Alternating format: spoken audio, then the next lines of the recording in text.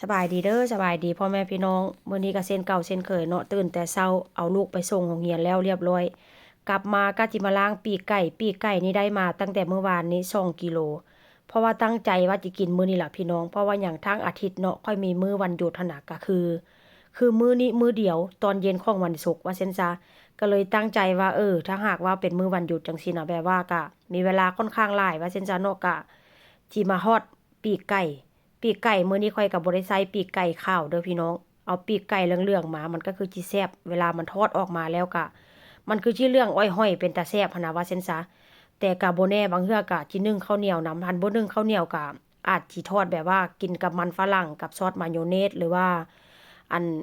กับอันอิหยังก็ซอสมะเขือเทศหั่นน่ะพี่น้องแล้วสูตรที่ข้อยสิปรุงมื้อนี้ก็คือเก่าหั่นแหละบ่มีหยังหลายว่าซั่นซะมื้อนี้ก็ใส่ซีอิ๊วขาวแล้วก็ ใส่คะน้อนำพี่น้องคะน้อทงนี้ก็บ่หมดจักเทื่อมื้อนี้ก็จะบ่ได้ใส่หลายเด้ใส่แบบเพราะว่าอันจิหมักไว้หลายชั่วโมงหั้นน่ะเนาะเพราะว่าค่อยหมักแล้วค่อยก็จิไปเฮ็ดงานว่าซั่นซะเพราะฉะนั้นแล้วก็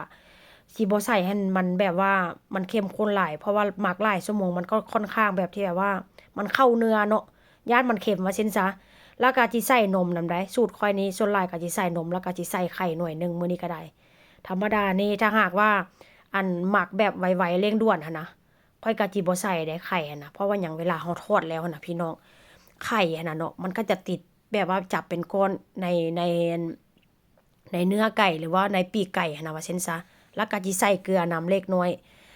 แต่ว่าอันพริกไทยหั่นข้อยก็ลืมใส่ว่าซั่นซะเนาะพี่น้องแต่ว่าก็บ่เป็นหยังหลังจากข้อยจะเอาไปทอดข้อยจึงสิใส่ตามหลังมันค่อยหอมแล้วก็สิใส่แป้งทอดกรอบลงไปธรรมดานี่ข้อยก็สิบ่เฮ็ดแบบนี้ได้สูตรนี้ก็สิบ่เฮ็ดแบบนี้ว่าซั่นซะ แต่มื้อนี้คิดได้จังใดบุลืมลืมลืมแบบว่าลืมไปว่าตัวเองมีแป้งทอดกรอบพี่น้องซื้อมาโดนเติบแล้วล่ะซื้อมาจนได้2-3 เดือนแล้วก็บ่ได้ออกมาใช้จักเทื่อว่าซั่นซะใช้แต่โดนพู้นล่ะตั้งแต่ปีที่แล้วแต่ว่ามันก็ยังบ่หมดหมดอายุมันยังบ่หมดมื้อที่แบบว่าเขาเจ้ากำหนดแต่ว่าก็บ่เป็นหยังมื้อนี้ข้อยก็เลยจิเอามาหมักใส่เอาหมักใส่ปีกไก่มันสิเป็นสภาพใดก็บ่ฮู้แต่ว่าแป้งนี่ก็กรอบๆเพราะว่าข้อยซื้อมาจากร้านเอเชียร้านจีนพี่น้องเพราะว่าทางร้านซูเปอร์มาร์เก็ตแบบว่าคนทางนี้หั้นน่ะ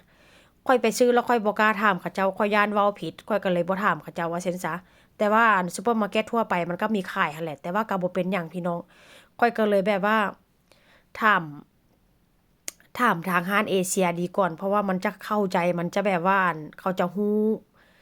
มันเป็นแบบว่ามันกล้าถามว่าเซ็นซาพี่น้องแต่ถ้าหากว่าคนสเปนแท้ๆก็บ่กล้าถามกับเจ้าใดใส่ไปเทื่อนึงแล้วก็มาใส่อีกเทื่อนึงเพราะว่าญาติมันบ่เข้มข้นพี่น้องเห็นบ่หน้าตาก็จะเป็นประมาณนี้หน้าตาสีสันอาจจะแบบว่าเข้มข้นได้จักหน่อยพี่น้องแต่ถ้าหากว่าตอนแลงเนาะค่อยเอามาค่อยเวลาค่อยมาทอดหั้นน่ะค่อยก็จะมาถ่ายลงคลิปให้เบิ่งว่าหน้าตาสีสันของมันจะเป็นแบบใดแต่ว่า ค่อยเบิ่งสีสันนี่ก็ค่อนข้างจะรสชาติแบบปานกลางได้พี่น้องรสชาติบ่เข้มข้นปานใดแต่ว่าก็บ่เป็นหยังพี่น้องกินแบบจืดๆไว้เนาะเพราะว่าหยังร่างกายมันสิบ่ได้แบบว่าทำงานหลายว่าซั่นซะนี่แหละหน้าตาก็จะเป็นประมาณนี้หลังจากนั้นค่อยก็จะเอาฟิล์มอาหารหั่นน่ะพี่น้องเพราะว่าอันค่อยซอกฝ้าปิดมันบ่เห็นค่อยก็จะเอาฟิล์มอาหารนี่มาปิดไว้แบบนี้แล้วก็จะแช่ไว้ตู้เย็นประมาณหลายชั่วโมงเติบได้4-5 ชั่วโมงพู้นล่ะเนาะเพราะว่าจะเอาไว้กินตอนแลง